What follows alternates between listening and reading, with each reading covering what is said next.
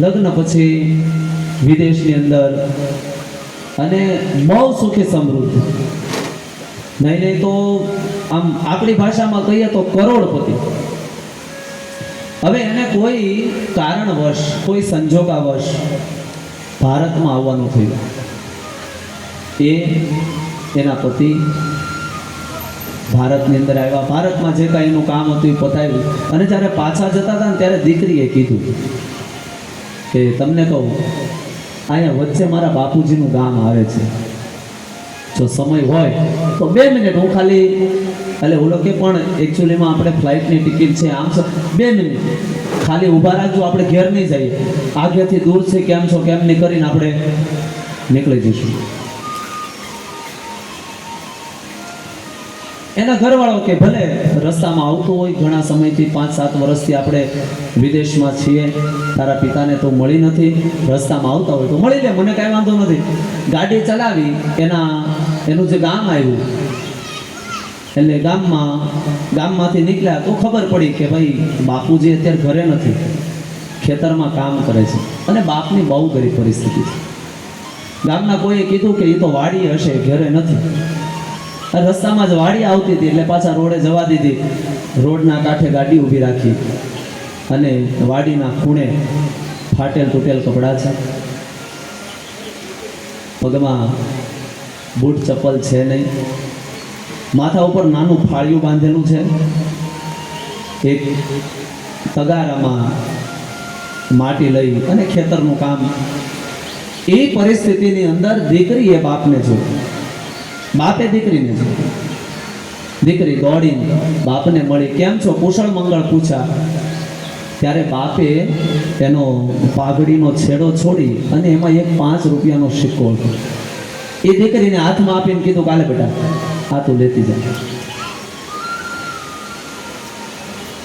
એટલે દીકરીએ એ 5 રૂપિયાનો સિક્કો લીધો અને બાપને મળીને રડતી આંખે પાછી આવીને ગાડીમાં બેસી ગઈ.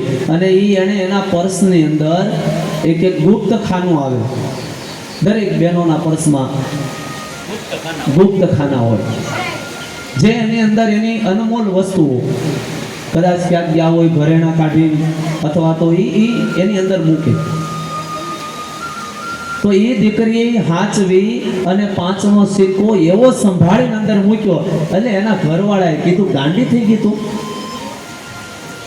આપણી પાસે ક્યાં કરોડોની સંપત્તિ છે, તો આ 5 રૂપિયા હાચવીને રાખે છે. ત્યારે દીકરી બોલી કે સાંભળો, આ જેટલી કરોડોની સંપત્તિ છે ને તમારા બાપની છે અને આ 5 રૂપિયા મારા બાપના છે. આ બાપની સંપત્તિ છે અને એના માટે આપણે શું કરીએ, મિસ યુ ડેડી. પણ આ ફાધર્સ ડે, મધર, આપણે વિરોધ નથી કરતા, એ બાને કમસે કમ યાદ કરે છે. પણ આ બધી સંસ્કૃતિ છે ને એ પાશ્ચાત્ય સંસ્કૃતિ છે. વિદેશોની અંદર જ્યારે છોકરાની યુવાન બને 18 વર્ષના 20 વર્ષના, એટલે પછી એના માતા પિતા એ કઈ સંબંધ નથી હોતો. માતા પિતા એની રીતે રહે, દીકરા એની રીતે રહે. એટલે એ લોકોએ વર્ષમાં એક દિવસ બનાવ્યો, ભાઈ ફાધર્સ ડે, તો જે દીકરા હોય ને એના પપ્પાને મળવા માટે જાય. આ એના માટે છે. ત્યારે આપણે તો માતા પિતાની સાથે રહેવાની આપણી સંસ્કૃતિ છે. પણ એ બાપ જે કદાચ 1 પાળી નહીં તો 2 પાળી કરે, 1 નંબર નહીં તો 2 નંબર કરે, આડું અવળું આઘું પાછું ઊંધું સીધું બધું જ કરે, સંતાન માટે બધા જ કરે પાપ, એનું નામ બાપ. સીધી સાદી ભાષામાં, બહુ વિસ્તાર ન લેતા, માં અને બાપ આ બંનેમાં શું ફરક છે ખબર છે? માં એવું વિચારે કે મારા દીકરાએ શું ખાધું, માં શું વિચારે કે મારા દીકરાએ શું ખાધું, એ માં, અને મારો દીકરો કાલ શું ખાશે એ વિચારે એ બાપ. આગળનું ભવિષ્ય. એમ આજ નંદ બાબા ઘણા વર્ષો પછી પિતા બનવાનું સુખ, આખું ગોકુળ. મૂળ વાત, ખાલી હાથે ન જવાનું. ગુરુગ્રહ, દીકરી બેન દીકરીને ઘરે પણ ખાલી હાથે ન જવાનું. જે કોઈ વ્યક્તિ આવે છે પોતપોતાની અનુસાર કાંઈક ને કાંઈક લઈને આવે છે. અરે બધા યશોદાજી નંદ બાબાને, ઘણા લોકો એમ કહે છે કે બાબા તમારે ત્યાં સંતાન નહોતા, મેં અહીંની માનતા લીધી. યશોદાજી કહે છે અરે બેન આ તારી માનતાથી જ લાલો છે. કોઈ એમ કહે છે કે મારે આ જગ્યાએ માનતા છે. બધાને યશોદાજી ખૂબ આવકાર આપે છે, બધાનો ખૂબ સ્વાગત કરે છે. આ બાજુ નંદ બાબાએ બ્રાહ્મણોને બોલાવ્યા. આધોર્ય વિપરાંત વેદ જ્ઞાન અને વાચૈશ્વા સ્વસ્ત્યયનમ જાત કર્માત્મજસ્ય ચ કારયામાસ વિધિવત પિતૃદેવાર્ચનમ સદા. કે જ્યારે આપણી ઘરે સંતાનનો જન્મ થાય ને ત્યારે પિતૃઓને યાદ કરવા. નાંદી શ્રાદ્ધનું પ્રમાણ છે. અહીંયા જ્યારે વસુદેવ નંદ બાબાને ત્યાં ઠાકોરજી પધાર્યા ત્યારે શ્રીમદ ભાગવતજીના 10મા સ્કંદની અંદર 5મા અધ્યાયનો બીજો શ્લોક છે. કારયામાસ વિધિવત પિતૃદેવાર્ચનમ તથા, કે પિતૃઓની પૂજા કરી, દેવતાઓનું અર્ચન કર્યું. કારણ કે પિતૃઓની કૃપાથી 3 વસ્તુ મળે: સંતતિ, સન્મતિ અને સંપત્તિ. આ 3 વસ્તુ જો કોઈ આપતું હોય ને તો એ આપે છે પિતૃ, એની સિવાય કોઈ આપી શકતા નથી.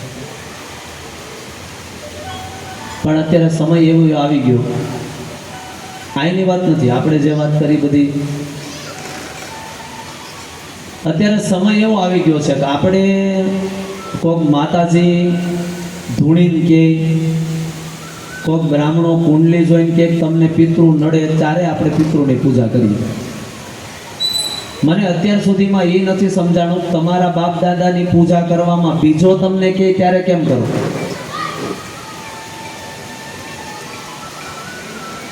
પિતૃ નડે ખરા? હાલો આજ ફાધર્સ ડે છે ને, તમને પ્રશ્ન પૂછવામાં આવે કે પિતૃ નડે તો શું પિતૃ નડે ખરા? આમાંથી કોઈ પણ વડીલો બેઠા છે એવું વિચારે કે મારો દીકરો દુઃખી થાય?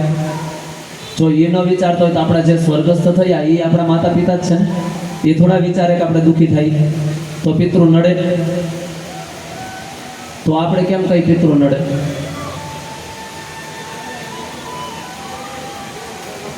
ઉદાહરણ આપું તમને કે તમે 2 મહિના 4 મહિના 6 મહિના અમદાવાદની બહાર જાઓ, તમારા દીકરો દીકરી કે દીકરાની વહુ તમને ફોન ન કરે, તમને સમાચાર ન પૂછે તો તમને દુઃખ લાગે કે ન લાગે? તમે એને ખીજાવ કે ન ખીજાવ? સીધી વાત છે ને કે તમે ક્યાંક બહાર જાઓ તમારા દીકરા તમને યાદ ન કરે તમે ખીજાવ. એમ સાહેબ આપણા પિતૃએ વર્ષોથી ઉપર વિયા ગયા, સમયે તમે યાદ ન કરો તો એ ખીજાય નહીં. પછી એમ કે નડે ડોહા નડતા નથી, ખીજાય છે. હવે તો યાદ કર. આ બધું તમારી હારું મૂકીને ગયા, અને જો વર્ષે આપણે એને યાદ કરવાનો સમય ન હોય પછી બચારા નડે નહીં, શું કરે એમ ગયો? એ નડતા નથી, ખીજાય છે. બાકી શાસ્ત્રમાં નિયમ છે કે દરેક વ્યક્તિએ દર વર્ષે નારાયણ બલિ કરવી જોઈએ. એનું જ્યારે શ્રાદ્ધ આવે પિતૃઓનું, અને એમાં અત્યારે તો આપણે કંઈક પાછું નવું જ ગોચ્યા કે નારાયણ બલિ કરી પછી હરાજ નહીં નાખવાનું. ઘણા તો એમ કે પાણીયારે દીવો ન કરાય, પિતૃ જાગ્રત થાય. લે આ આપણે ક્યાંથી ગોચાવીએ છીએ? હું તમને એમ કહું, તમારે છે ને એક દિવસ નહીં, ભાદરવા મહિનાના 16 શ્રાદ્ધ નાખજો. ખીર રોટલી બનાવીને તમે તાર ધાબે મૂકજો. તમને પાપ લાગે નહીં, મને આપી દેજો. અને પાછા શું કે ખબર કે હરાજ નાખીને તો પિતૃ કાગડા બનીને આવે. લે એટલે તમારા બાપ દાદા એવા કામ કર્યાથી કાગડા બને?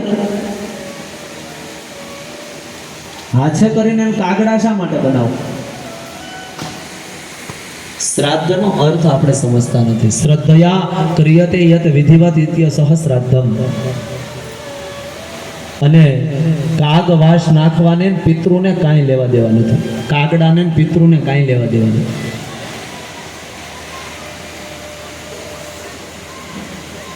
ખરેખર સત્યતા એવી છે, આ છોકરાઓને ભણવામાં આવે